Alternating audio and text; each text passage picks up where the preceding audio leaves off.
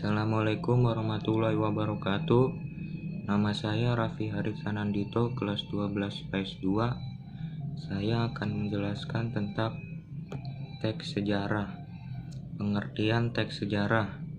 Teks cerita sejarah merupakan naskah atau narasi yang mengandung unsur sejarah.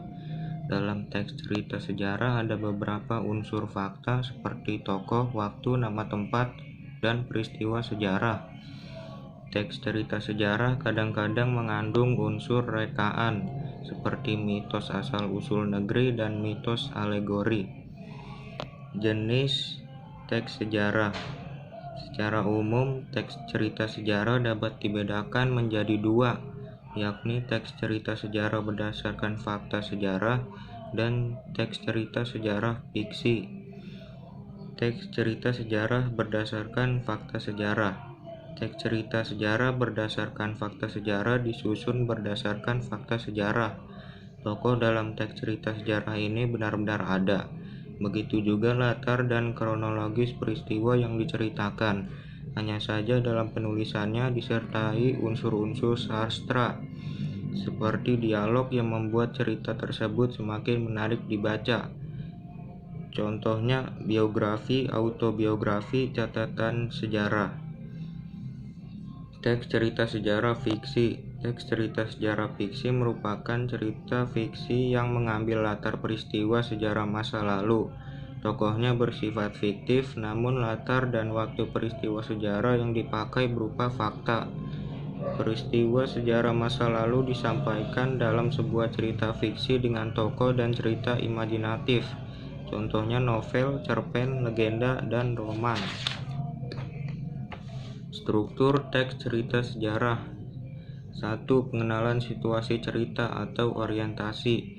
Pada bagian ini penulis mulai memperkenalkan latar belakang baik waktu, tempat maupun lokasi dan awal mula kejadian atau peristiwa. Tokoh dan hubungan antar tokoh juga mulai diperkenalkan dengan cara yang sesuai dengan kebutuhannya. 2. Pengungkapan peristiwa. Bagian ini mengungkapkan peristiwa atau kejadian awal yang berpotensi menimbulkan berbagai masalah, pertentangan, atau kesukaran yang menghadang tokoh, terutama tokoh utama. 3. Konflik atau rising action. Di sini terjadi peningkatan masalah, pertikaian, atau peristiwa lainnya yang menyebabkan kesukaran tokoh ikut meningkat pula. 4. Puncak konflik atau komplikasi. Merupakan bagian yang paling mendebarkan, menghebohkan, dan memuncak dari masalah, pertikaian, atau peristiwa lainnya yang dihadapi oleh para tokoh lainnya. 5. Penyelesaian atau resolusi. Bagian ini berisi pengungkapan bagaimana tokoh utama dan tokoh lainnya menyelesaikan berbagai permasalahan yang menimpanya. 6. Koda merupakan komentar yang membahas kembali isi semua peristiwa dan perilaku tokoh yang terlibat. Terkadang bagian ini memberikan interpretasi amanat, tetapi tidak disarankan. Lebih baik pembaca menyimpulkannya sendiri. Bagian ini opsional. Terkadang koda digunakan untuk membuat semacam teaser untuk buku lanjutannya dan sebagainya. Fungsi teks cerita sejarah. 1. Fungsi edukatif, yaitu bisa dijadikan petunjuk dan pelajaran kehidupan buat manusia dalam berperilaku. 2. Fungsi rekreatif, yaitu bisa memberikan rasa gembira dan senang kepada si pembaca tersebut. 3. Fungsi inspiratif, yaitu bisa memberikan inspirasi, imajinasi, dan kreativitas buat keberlangsungan hidup berbangsa dan bernegara buat lebih baik lagi.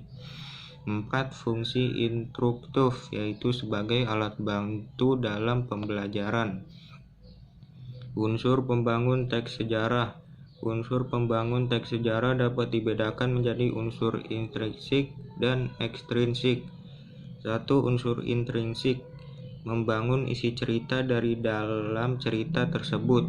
Unsur intrinsik yaitu tema, tokoh, latar, alur, sudut pandang, gaya bahasa, dan amanat. 2. Unsur ekstrinsik, yaitu unsur yang mempengaruhi karya sastra dari luar. unsur ekstrinsik, yaitu faktor-faktor sosiologi, ideologi, politik, ekonomi, kebudayaan, dan lain-lain. Nilai-nilai novel sejarah. Novel sejarah banyak mengandung nilai-nilai yang disajikan secara implisit atau langsung dan implisit secara tidak langsung. Nilai-nilai yang dapat hadir dalam novel sejarah yaitu 1. Nilai budaya, 2. Nilai moral atau etika, 3. Nilai agama, 4. Nilai sosial, 5. Nilai estetis atau keindahan. Pembahasan teks sejarah. 1. Pronomina atau kata ganti adalah kata yang digunakan untuk menggantikan benda dan menamai seseorang atau sesuatu secara tidak langsung, misalnya kata dia atau mereka. 2. Frasa adverbial adalah kata yang menunjukkan kejadian atau peristiwa, waktu, dan tempat. 3. Materi verbal adalah kata yang berfungsi untuk menunjukkan aktivitas atau perbuatan nyata yang dilakukan oleh partisipan kata kerja, menunjukkan perbuatan fisik atau peristiwa, misalnya membaca, menulis, dan menyapu. 4. Konjungsi temporal atau kata sambung waktu berguna untuk urutan-urutan peristiwa yang diceritakan. Teks cerita sejarah banyak memanfaatkan konjungsi temporal. Terima kasih.